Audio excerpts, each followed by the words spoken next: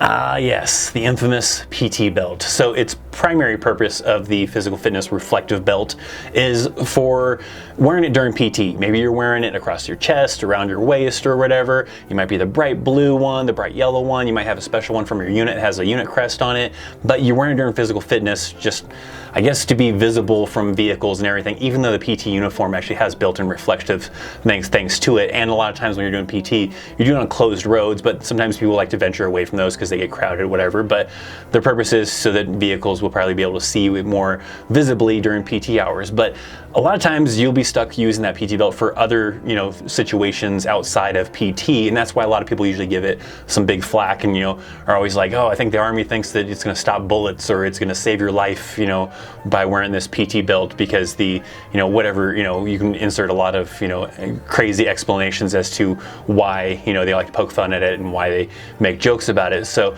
one of those examples is like during railhead operations. Maybe you're loading some vehicles onto a train to go to the National Training Center, and probably part of that uniform is going to be while you're on those train cars, you have to wear a reflective vest or a reflective belt. So you have to do that while you're on the train guiding those vehicles onto the train. It's probably ridiculous. It's not going to save you from falling off that train. It's not going to save you from probably getting hit because people can probably see you just fine without the reflective belt, but people like to poke fun at that. There's other times where maybe you're a crossing guard kind of a thing, like road guard basically is what it's actually called, and you're stopping traffic. That might be a better situation, but a lot of times that's still during the day, so people are still going to see you anyways. But there are a lot of instances where you have to wear this reflective belt. When I was in Iraq or Kuwait, you had to, at a certain time, you had to wear the reflective belt if you're out and about after a certain time, so you always had to keep it on you in case you're going to be out at that time. So there are a lot of times outside of doing physical fitness that you're stuck having to utilize this PT belt other than just PT.